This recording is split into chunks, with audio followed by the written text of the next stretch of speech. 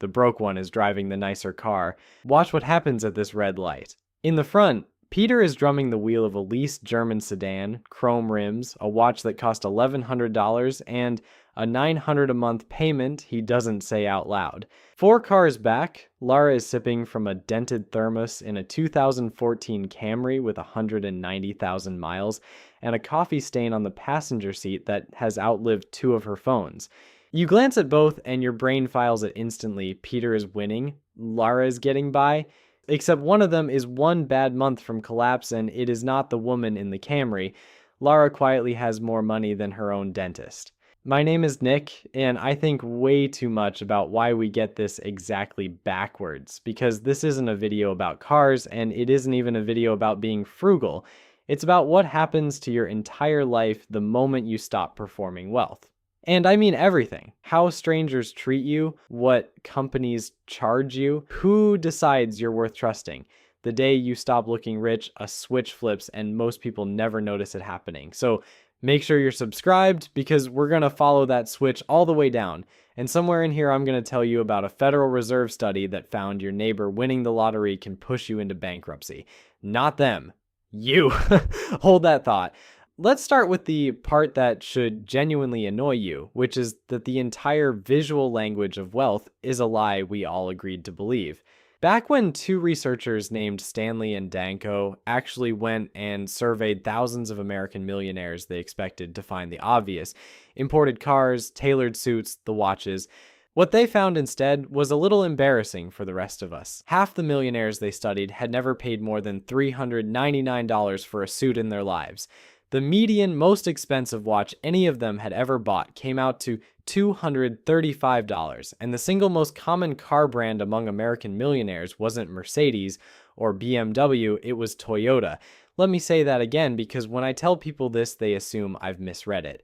The typical millionaire drives the same car as the assistant manager at a grocery store, they wear a watch you could buy at a department store on a Tuesday, and the guy at the next table with the $5,000 watch and the brand new leased convertible, statistically, is far more likely to be drowning than the man in the off-the-rack blazer who quietly owns 3 laundromats.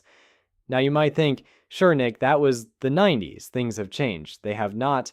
Pull the modern numbers and it gets worse. According to Experian's automotive data, 61% of households earning over $250,000 a year do not drive a luxury brand at all. They drive Hondas and Fords and Toyotas like everyone else. So who is buying all the luxury cars? Mostly people who can't really afford them. Households making under 100 grand buy more than twice as many luxury vehicles as the genuinely high-income households do. The badge on the hood isn't a signal of wealth.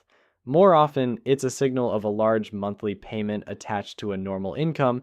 Here's the stat that I think should be printed on money. A 2025 Goldman Sachs survey found that 41% of people earning between $300,000 and $500,000 a year describe themselves as living paycheck to paycheck on 400 grand. That is a higher rate than the people earning 50 to 100,000. The people who look the most successful outbroke the middle class. And if that doesn't make sense yet, stick with me because the mechanism behind it is the most human thing in the world. And it's almost certainly operating on you right now.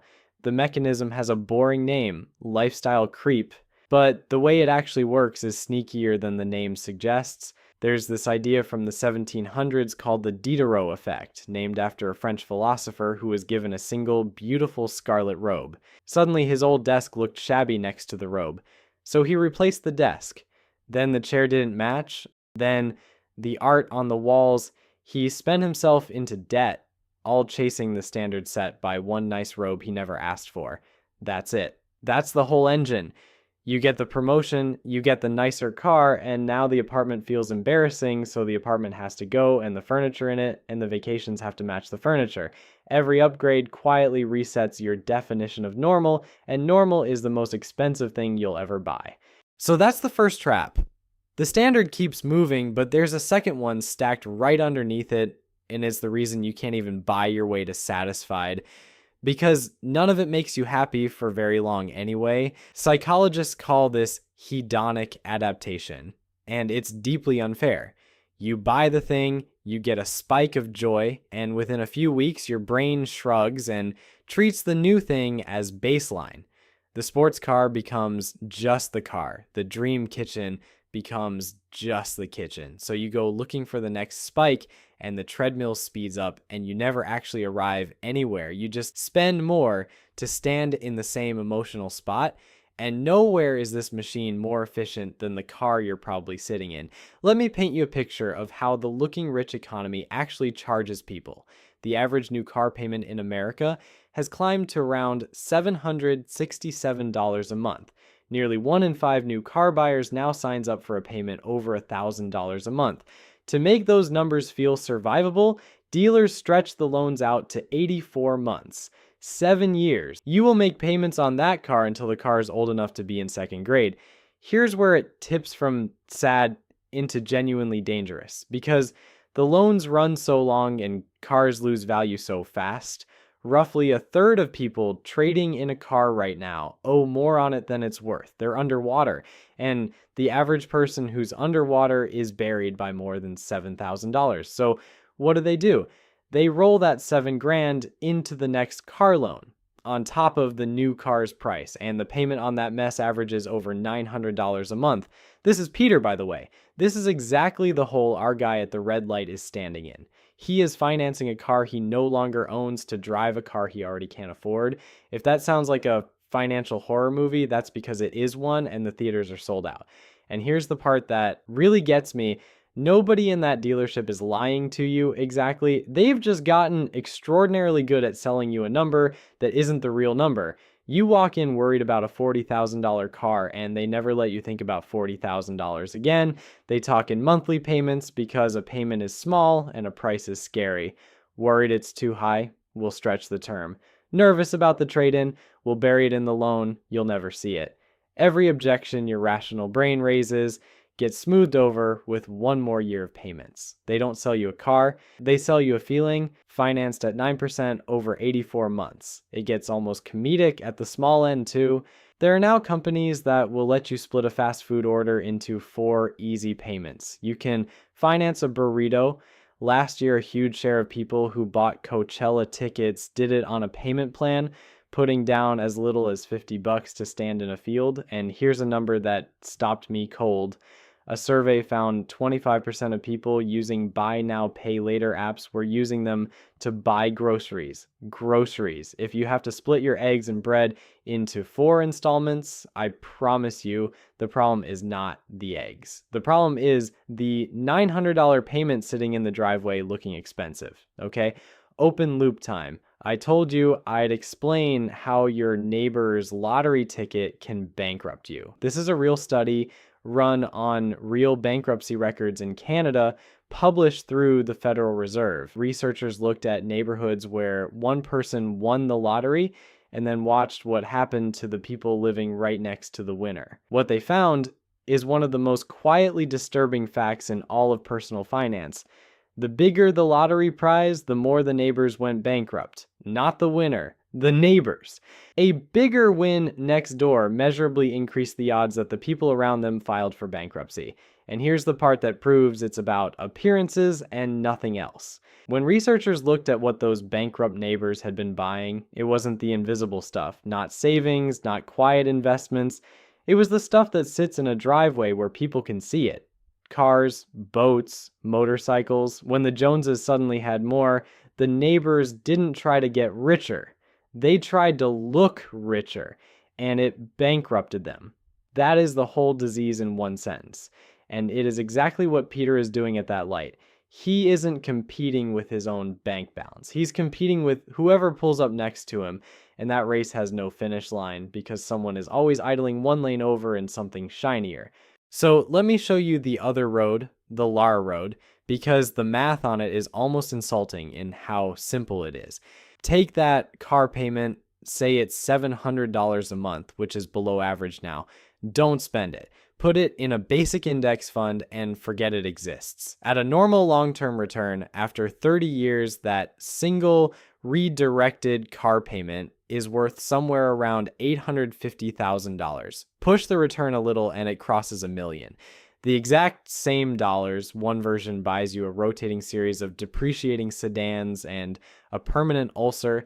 The other version buys Lara a paid-off house and the ability to walk into her boss's office in her 40s and turn down the promotion with the longer hours because she does the math in her head and realizes she doesn't need it.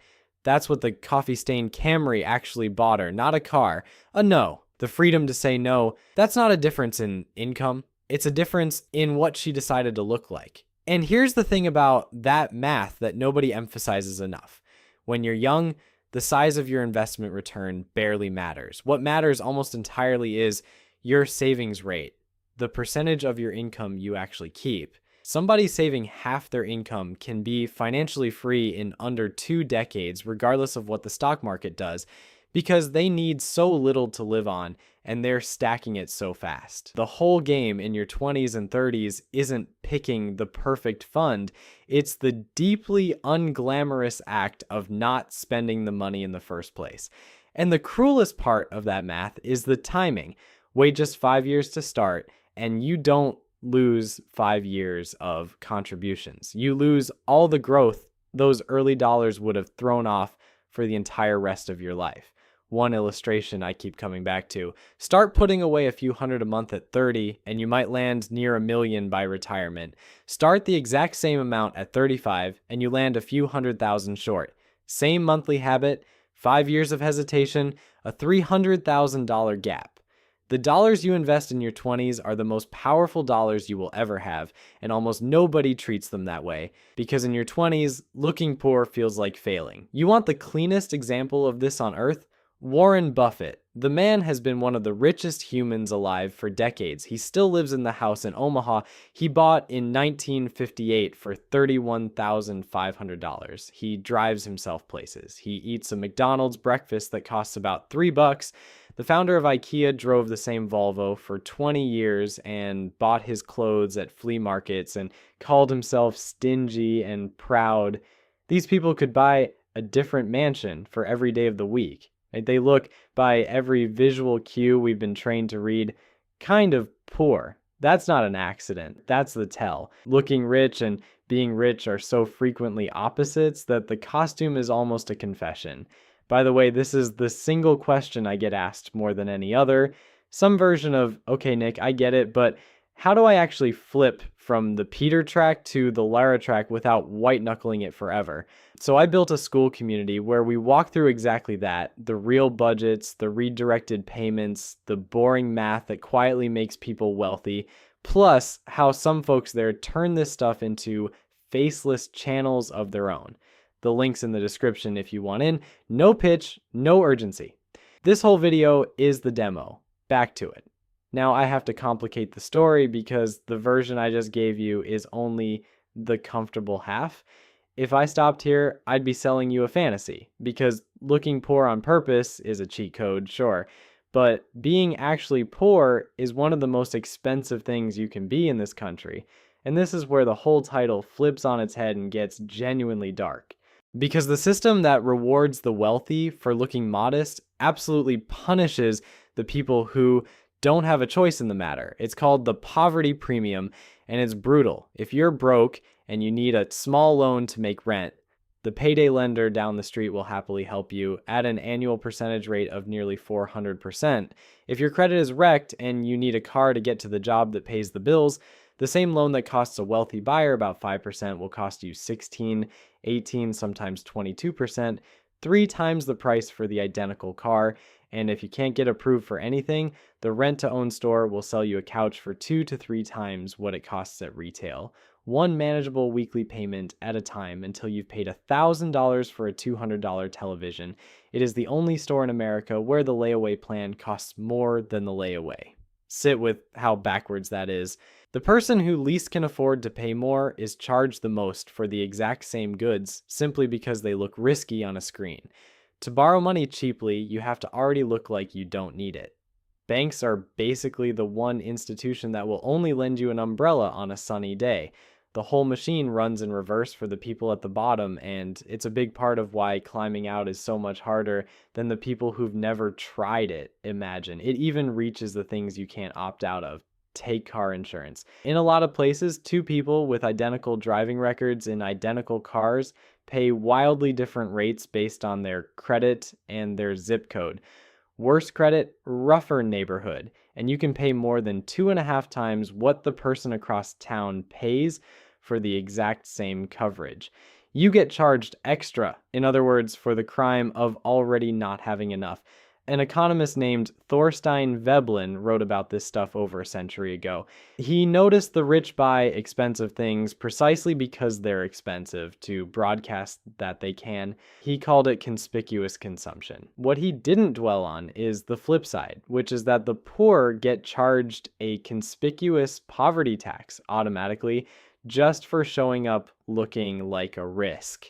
And looking poor changes more than your interest rate. There's a whole body of research on this. Studies have sent the same shoppers into the same stores dressed sharply versus dressed sloppily, and the well-dressed version reliably gets faster, friendlier service. There's a real effect, sometimes nicknamed the pretty woman effect, where dressing down in an upscale store gets you quietly ignored. So here's the uncomfortable synthesis. Looking poor on purpose when you're secure is freedom. Looking poor when you're not secure costs you money, respect, and patience you can't spare. The trick the wealthy have figured out is that they get to opt into the modest look while keeping the safety net underneath it. Which brings us finally to right now, because this exact tension is playing out all over your phone. There's a whole movement online called underconsumption, young people proudly showing off their old phones and their 5-year-old sneakers and their refusal to buy the new thing. There's loud budgeting, openly telling your friends you're not going out because you're saving. On paper, this is the healthiest financial trend in a generation. And yet, at the same time, a survey found that 43% of Gen Z report what's being called money dysmorphia, feeling broke and behind no matter what their bank account actually says, because they're comparing their real life to a feed engineered to look like everyone else already made it. And here's the final twist, the one that catches even the people who think they've escaped. The rich saw the backlash against flashy logos coming, and they simply changed costumes. The new status symbol is quiet luxury. No logos, a plain sweater that happens to cost $2,000, legible only to people who know exactly what it is. It looks humble. It is not humble. It's the same game with the volume turned down, and it might be the most expensive game of all, because now you're paying a fortune specifically so that nobody can tell you paid a fortune. There is no costume that wins. That's the secret. The whole contest of looking like the right amount of money is rigged, and the only way to win is to stop playing. Now, I can hear the objection because I get it every time. But Nick, appearances actually matter. I'm in sales. My clients judge me. I can't show up in a beater. And sure, fair, there are jobs where a certain look is genuinely part of the paycheck. But be honest with yourself about where the line is. There's a difference between a clean, decent appearance that does its job and a least status symbol that does nothing but quietly drain you, so a stranger in a parking lot feels a flicker of respect for 4 seconds before they forget you exist. One is a tool, the other is a tax you volunteered to pay. The wealthy figured out exactly how little of the costume you actually need, and they spend the savings on the part that's invisible, the part that's actually theirs. So let me give you permission to do the thing that quietly terrifies people. You're allowed to look like less than you are. You're allowed to drive the paid-off Camry past the guy in the leased sedan and feel absolutely nothing because you know your account balance and he knows his, and only one of you is sleeping well. You're allowed to let people underestimate you. In fact, you should want them to, because every dollar you don't spend convincing strangers you're doing fine is a dollar that's actually making you fine. Remember Peter and Lyra at that light? A year from now, Peter is trading in the sedan, $7,000 underwater, rolling it into the next payment, still looking like he's winning. Lara is still in the Camry, still has the coffee stain, and just crossed a number in her brokerage account that Peter will not see in his lifetime at this rate. Nobody at the light will ever know. That's the whole point. She traded the applause for the freedom, and it turns out the applause was never going to pay her bills anyway. Looking poor was never the goal. It's just what it looks like from the outside when you finally have nothing left to prove. So, drive the boring car. Wear the cheap watch. Let them underestimate you all the way to the bank. And if you want the actual playbook, the boring, beautiful math that turns a Peter into a Lara, you already know where the door is. That's what our school community is for. I'll see you in there.